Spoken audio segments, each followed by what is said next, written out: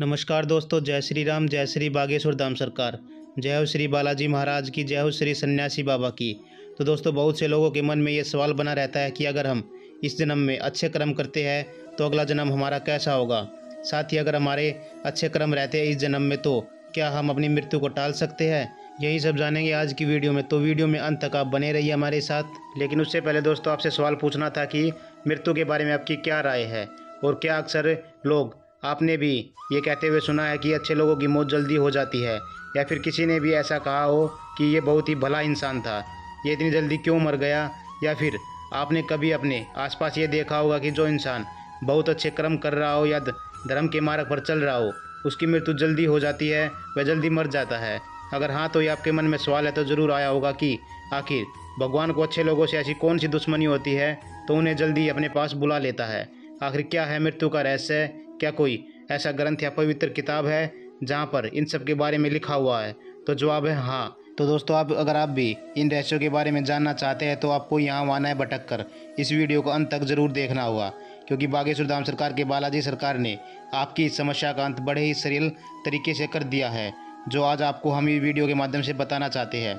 लेकिन उससे पहले दोस्तों, अगर आपने अभी तक हमारे चैनल को सब्सक्राइब नहीं किया तो प्लीज़ चैनल को सब्सक्राइब कर ले, ताकि बागेश्वर धाम सरकार से जुड़ी और भी बहुत सारी वीडियो आपको देखने को मिलती रहे। साथ ही वीडियो को लाइक और शेयर करना ना भूलें, ताकि और भी वीडियो को लाइक और शेयर करके आप वीडियो को दिखा सकते हैं और अपने सगे संबंधियों को बता सकते हैं। तो दोस्तों, अगर आप इतिहास की तरफ देखें तो हमारे बड़े बुजुर्ग 100 साल से ज़्यादा जी लेते थे, और अब जो लोग 60 की उम्र पार कर लेते हैं उन्हें भी भाग्यशाली माना जाता है। लेकिन अगर शास्त्रों की तरफ देखा जाए तो शास्त्रों में साफ लिखा है कि कलयुग में लोगों की उम्र 30 वर्ष तक रहेगी, और अब कलयुग अपने चरम पर होगा तो कलयुग के लोगों की उम्र 20 साल ही रह जाएगी। लेकिन अक्सर सुनने में ये भी आता है कि जो इंसान बहुत अच्छे काम करता है, दान धर्म पूजा पाठ करता है, सेवा करता है, उस इंसान की मृत्यु जल्दी हो जाती है।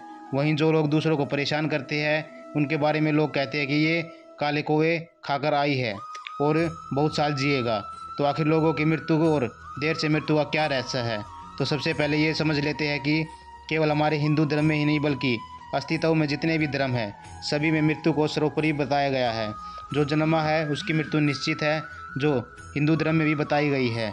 तो मान्यता है कि इंसान के जन्म के साथ ही उसके जीवन के हर एक पहलू, चाहे शादी हो, पढ़ाई हो, नौकरी हो, यहाँ तक कि चाहे कि उसकी मृत्यु ही क्यों न हो, सब तय होता है।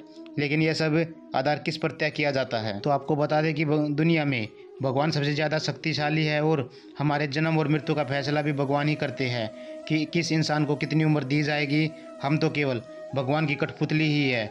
अब अच्छे लोगों की मौत जल्दी हो जाती है, इसके पीछे कई कारण हो सकते हैं, लेकिन ये जानने के सबसे ज़्यादा ज़रूरी है कि हम मृत्युलोक में अपने जन्म में जो भी कुछ करते हैं उनका जवाब हमें यमलोक में जाकर देना ही होता है। जिनसे ज़्यादा पाप किए उन्हें नरक में कष्टों को भोगना पड़ता है। जब तक उसे मोक्ष नहीं मिलता वो मृत्युलोक में भटकता ही रहता है। गरुड़ पुराण कहता है कि जब भी कोई आत्मा मृत्युलोक में जन्म लेती है तो वो आत्मा कोई इंसान बनती है या कोई जानवर। अब वो आत्मा इंसान बनेगी या जानवर, ये उसके पिछले कर्मों पर ही निर्भर करता है। इसके अलावा जब कोई आत्मा जन्म लेती है तो उसके माता पिता के संस्कार भी उस आत्मा से जुड़े हुए होते हैं। उसके बाद जन्म लेने के बाद आत्मा जो भी कर्म करती है या जो भी कार्य करती है वह उस बात का निर्धारण करते हैं कि आत्मा पुण्य आत्मा बनेगी या फिर दुरात्मा। अगर उसने पुण्य किए तो उसकी मृत्यु की तारीख भी बदल सकती है। यह बिल्कुल वैसा ही है, अगर किसी कैदी की सज़ा हुई है, उसे जेल में खाने को अच्छा व्यवहार किया जाता है या कोई अच्छा व्यवहार करता है तो उसकी सज़ा कम हो जाती है। तो आप समझ सकते हैं कि जो मृत्युलोक है वह बिल्कुल एक जेल खाने की तरह ही है। यहाँ पर हम लोग अपने पूर्व जन्मों के लिए या पूर्व जन्म में किए हुए पापों की सज़ा को काटने के लिए आए हैं। तो अगर इस जन्म में हम अच्छे कर्म करेंगे तो हमें मृत्युलोक के झंझट से जल्दी ही मुक्ति मिल जाएगी। शायद यही कारण है कि जो इंसान इस मृत्युलोक में अच्छे कर्म करता है वह जल्दी ही अपने सभी पापों को ख़त्म कर लेता है और अपनी सज़ा काट लेता है। भगवान उसे अपने पास बुला लेते हैं। दोस्तों, हमारे शास्त्र में भी लिखा हुआ है कि जो भी संसार में जन्म लेता है वह किसी न किसी उद्देश्य को पूरा करने के लिए ही जन्म लेता है। तो दोस्तों, जैसे ही उनके उद्देश्य पूरे हो जाते हैं उन्हें भी मृत्युलोक को प्राप्त किया जाता है। तो अपने उद्देश्यों की पूर्ति करके अपने पापों के फंदे को काटकर जो आत्मा बिल्कुल शुद्ध हो जाती है, भगवान उसे अपने पास बुला लेते हैं। यह सब इंसान के कर्मों पर निर्भर करता है। यही कारण है कि जो भी औरतें अच्छे काम करती है भगवान उन्हें अपने पास जल्दी बुला लेते हैं। इसके अलावा अगर आप ये भी सोचते हैं कि इस संसार में हर मनुष्य खाली हाथ आता है और खाली हाथ जाता है, तो ये आपकी गलतफहमी है। क्योंकि मरने के बाद इंसान के साथ उसके कर्म, उसकी स्मृति और उसकी जागृति जाती है। जो भी इंसान जन्म लेता है उसके साथ सब धरती पर वापस आता है। इंसान के कर्म उसके भविष्य को निर्धारित करते हैं। भगवत गीता के एक अध्याय में भीष्म पितामह ने खुद बताया है कि मनुष्य से बढ़कर संसार में कोई भी जीव नहीं है, क्योंकि 84 लाख योनियों के फंदे को काटकर एक आत्मा को मनुष्य का जीवन मिलता है। तो दोस्तों, अगर बात की जाए तो सभी प्राणियों में श्रेष्ठ प्राणी की, तो उसमें मनुष्य ही सबसे पहले आता है। क्योंकि आप किसी भी जानवर को देख लीजिए, उनके पास हाथ पैर शरीर सब कुछ होता है, इंद्रियां भी होगी, लेकिन मनुष्य की तरह बुद्धि और विवेक किसी और जीव में होता ही नहीं है।